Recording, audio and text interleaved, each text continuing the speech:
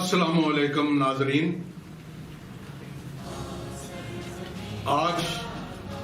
मेरे साथ बड़े ही वाजिबुल एहतराम सीनियर पढ़े लिखे मुहिब्बे वतन और बहुत सारे असातिज़ा के रुके हुए कामों को सही करवाने वाले मुजाहिद, और मैं समझता हूँ ऐसे लोग कौम का सरमाया हुआ करते हैं। मेरा मतलब मरकजी जनरल सेक्रेटरी हैं आप,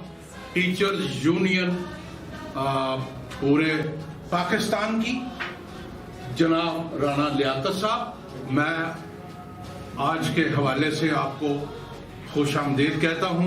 और आपका शुक्रिया अदा करता हूं, क्योंकि आज मसाइल फिर उभर कर सामने आना शुरू हो गए हैं। आप तो साल हर साल से लोगों के मसाइल हल करवाते आ रहे हैं। रिसेंटली मुझे पता चला है कि आपने 6 अक्टूबर को इस्लामाबाद में एक ऐसा यादगारी किस्म का एहतजाज पार्लियामेंट हाउस के सामने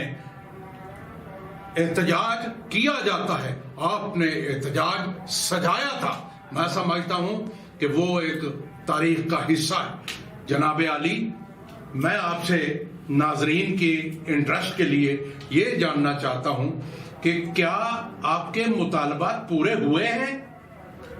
जी जनाब राना लियाकत साहब। बिस्मिल्लाहिर्रहमानिर्रहीम। डॉक्टर साहब, शुक्रिया आपका कि आपने असातिज़ा के मसाइल के हवाले से आज मुझे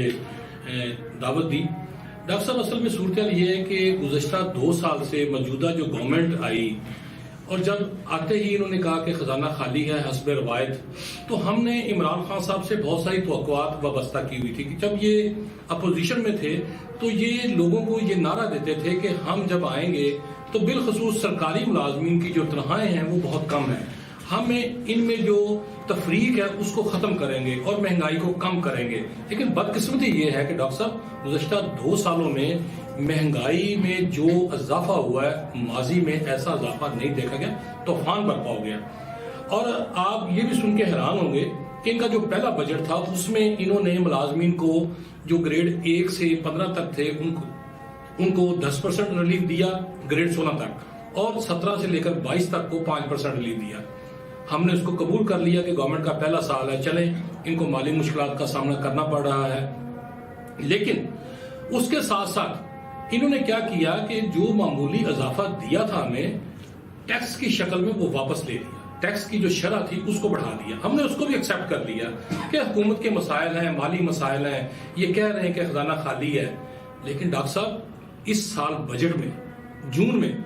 तो इन्होंने हमें हैरान कर दिया, बल्कि हम परेशान हो गए कि गवर्नमेंट करने क्या जा रही है कि महंगाई 200% बढ़ चुकी है। गवर्नमेंट के अपने दादो शुमार है, आप बाजार में चीनी लेने चले जाएं, आटा लेने चले जाएं, वो आपको नायाब है, अगर मिलता है तो उसकी कीमत जो है वो आसमान को छू रही है। इन्होंने बजट में एक पैनी मुलाजिम को नहीं दी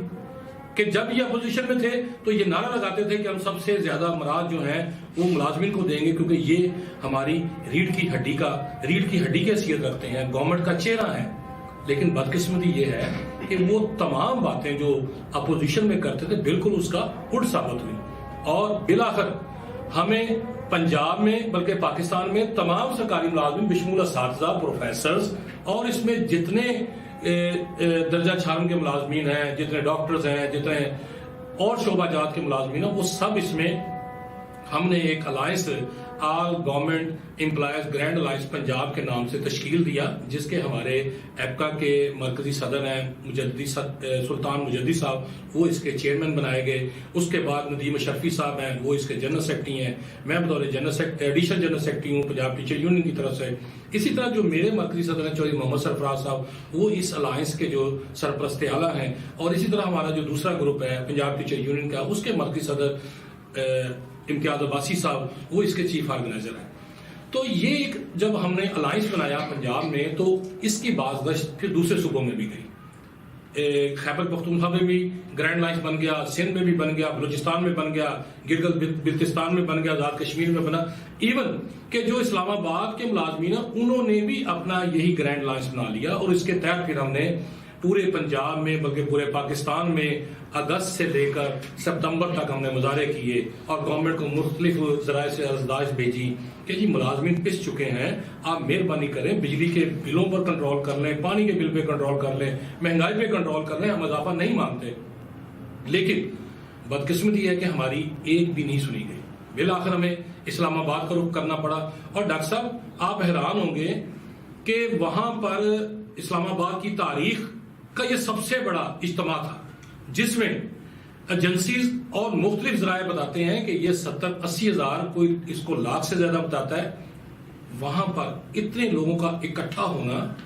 اس گورنمنٹ کی ان پالیسیوں کے خلاف ایک ریفرنڈم تھا جو ملازمین کچھ تھی۔ اور مزے کی بات میں بتاؤں کہ ایک پتا بھی وہاں پر جو ہے نا وہ نہیں ٹوٹا، کوئی ایک کسی گملے کو نقصان نہیں پہنچایا گیا کہ ہم اتنے پرامن طریقے سے احتجاج کر کے وہاں پر جب انہوں نے مذاکرات کے لیے بلایا تو مذاکرات میں بھی ہم ان کو یہی کہا کہ ہمارا کوئی سیاسی ایجنڈا نہیں، ہم کسی سیاسی جماعت کے پے رول پر نہیں ہیں، ہمارا خالصتاً ملازمین کے حقوق کے لیے ہماری جدوجہد ہے۔ ہمارا مطالبہ ہے کہ جو ہمیں ایڈ ہاک ریلیف پچھلے 4 بجٹ میں دی گئی ہیں اس کو ہمارے بنیادی پے اسکیل میں ضم کر دیا جائے اور پے اسکیل ریوائز کر دیا جائے۔ اس کے بعد آپ کے جو اپنے اعداد و شمار ہیں اس کے مطابق ہمیں مہنگائی الاؤنس دے دیا جائے۔ اس کے بعد جو آپ نے فیڈرل ملازمین کے لیے الگ اسکیل بنائے ہوئے ہیں، صوبائی کے لیے الگ بنائے ہوئے ہیں، اور صوبے میں آپ مختلف ڈپارٹمنٹ کو مختلف مراد دے رہے ہیں، مثلا کسی کو یوٹیلیٹی الاؤنس دے رہے ہیں، کسی کو جوڈیشل الاؤنس دے رہے ہیں، کسی کو رسک الاؤنس دے رہے ہیں، تو کیا دیگر ملازمین جو ہیں جس میں جونیئر کلرکس ہیں، اساتذہ ہیں، پروفیسرز ہیں، یہ بھی تو اپنے اپنے شعبے میں کام کر رہے ہیں، آپ ان کو کسی کو ٹیچنگ الاؤنس دیں، کسی کو یوٹیلیٹی الاؤنس دیں، ان کی تنخواہوں میں جو تفریق ہے اس کو ختم کیا جائے۔ آج ڈاکٹر صاحب آپ حیران ہوں گے کہ گریڈ 14 یا 15 کا جو ملازم ہے اس کو ہاؤس رینٹ کی شکل میں 2200 یا 2400 روپیہ دیا جاتا ہے۔ لاہور میں کوئی ایسا علاقہ مجھے بتا دیں جہاں پر آپ کو ایک کمرہ بھی 22 یا 2300 روپے میں ملتا ہو، تو آپ اس ملازم سے کیا توقع کریں گے کہ جو 10 یا 20 ہزار روپے اپنی تنخواہ سے وہ کرائے میں دے دیتا ہے، پھر بچوں کی روزی روٹی پہ لگا دیتا ہے، تو وہ کس طرح پرسکون ہو کے وہ دفتر میں بیٹھ کے کام کر سکتا ہے؟ ہمارا صرف ان سے یہی مطالبہ ہے کہ پچھلی گورنمنٹ بھی بجٹ کا رونا روتی رہی ہے لیکن وہ ملازمین کو کچھ نہ کچھ دیتی رہی ہے، اور ان سے توقع پھر آپ ریاست مدینہ کا نعرہ لگاتے ہیں۔ تو یہ کیا ہے کہ اس ملک میں ہی آپ نے 2-2 3-3 طرح کے نظام پیدا کر دیے ہیں، طبقات پیدا کر دی ہیں، کسی کو آپ یوٹیلیٹی الاؤنس دے کے، کسی کو جوڈیشل الاؤنس دے کے، کسی کو آپ تفتیش کا الاؤنس دے رہے ہیں، کسی کو کچھ دے رہے ہیں، اور بڑی جو بیوروکریسی ہے آپ نے اس کو ایگزیکٹو الاؤنس دے دیا ہے۔ تو پھر آپ کو اساتذہ جو کہ اس معاشرے میں ترقی کی ضمانت ہے، اس ملک کی ترقی کی ضمانت ہے، آپ جرمنی کی چانسلر کا وہ فکرہ یاد کریں کہ جب وہاں کے لوگوں ملازمین نے کہا کہ جی ہماری تنخواہیں جو ہے نا وہ اساتذہ سے زیادہ کر دی جائیں، تو اس نے کہا کیوں؟ اس لیے کہ آپ کو انہوں نے پڑھایا ہے، میں کسی صورت میں ملازمین کی تنخواہیں جو ہیں وہ اساتذہ سے زیادہ نہیں کروں گا۔ لیکن ہماری بدقسمتی یہ ہے کہ ہمارے پاس M Phil M S C لوگ جو ہیں وہ بیچارے گریڈ 14 میں کام کر رہے ہیں، ان کی تنخواہ جو ہے وہ 22-23 یا 25 ہزار روپے ہے، اور اس میں وہ کس طرح اپنی فیملی کو گزر بسر کر سکتے ہیں؟ اس سے آپ نیچے چلے جائیں، گریڈ 11 میں جونیئر کلرک جو ہے اس کی تنخواہ 18 یا 19 ہزار روپے ہے، ایک کلاس 4 کی جو نائب قاصد ہے، چوکیدار ہے، اس کی تنخواہ 16-17 ہزار روپے بنتی ہے۔ کوئی اس ملک کا اکانومسٹ وہ آ کے ان کا بجٹ بنا کے دکھا دے، ہمیں مطمئن کر دے، ہم ان کی ساری باتیں مان لیں گے، لیکن بدقسمتی یہ نہیں، سننے والا کوئی نہیں ہے۔ اب بھی ہم نے ان کو کہا ہے کہ 31 دسمبر تک اگر آپ نے ہمارے مطالبات پورے نہ کیے، ہمارے مہنگائی کے تناسب سے ہماری تنخواہوں میں اضافہ نہ کیا، ہمارے پیس کے ریوائز نہ کیے، ہمارا ہاؤس رینٹ، کنوینس اور میڈیکل میں اضافہ نہ کیا گیا، اور جو تفریق پیدا کی ہوئی ہے ملازمین میں، کسی کو کوئی الاؤنس دے کر کسی کو کوئی الاؤنس دے کر، اس میں یکسانیت نہ لائے، تو ہم پھر دوبارہ 31 دسمبر تک انتظار کریں گے اور جنوری کے پہلے ہفتے میں پھر پارلیمنٹ ہاؤس کے سامنے ہوں گے اور دمادم مست قلندر ہوگا، کیونکہ خودکشی سے بہتر ہے کہ ہم لڑ کے مر جائیں۔ اسی لیے ہم دوبارہ وزیر اعظم عمران خان صاحب سے مطالبہ کرتے ہیں کہ آپ اپنے رویے پر غور کریں اور ملازمین کے وہ مسائل جن کو آپ اسٹیج پہ کھڑے ہو کر اجاگر کرتے تھے، آج ان کو حل کریں اور ثابت کریں کہ واقعی ہی آپ ریاست مدینہ قائم کرنے جا رہے ہیں، ورنہ خدشہ ہے کہ ہمیں نہیں پتا کہ پولیٹیکل جماعتیں کیا کریں گی کیا نہیں کریں گے، لیکن ملازمین وہ کر کے آپ کو دکھائیں گے جو کہ اس ملک کی ایک تاریخ بنے گی۔ بہت شکریہ رانا صاحب، آپ نے تو بنیادی بات کو سامنے رکھتے ہوئے، بنیادی ضروریات زندگی اگر پوری نہ ہوں تو پھر کرپشن جنم لیتی ہے، اور کرپشن کا سارا سیرا عمران خان صاحب نے پچھلی حکومت پہ ڈالا ہوا ہے۔ ہم مانتے ہیں بلا شبہ کرپشن ہوئی ہے، بے پناہ کرپشن ہوئی ہے، بڑے وسیع پیمانے پر ہوئی ہے، اس کو آپ میگا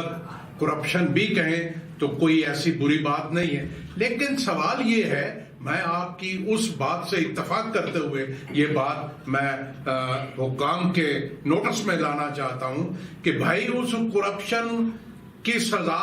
آپ ملازمین کو کیوں دے رہے ہیں؟ ان کو بھوکا کیوں مارنا چاہتے ہیں آپ؟ پہلے تو آپ کی جو بھی کوئی پالیسی ہے وہ صحت کی ہے، ایجوکیشن کی ہے، دیگر ڈپارٹمنٹس کی ہے، اس میں یونیفارمٹی نہیں ہے۔ پہلی بات تو آپ پہلے تو اس میں یونیفارمٹی پیدا کریں۔ جب ایک کیڈر کے لوگ ہوتے ہیں تو ان کو ایک ہی طریقے سے ڈیل کیا جائے، کیوں کہ ان کی بنیادی ضروریات ایک جیسی ہے۔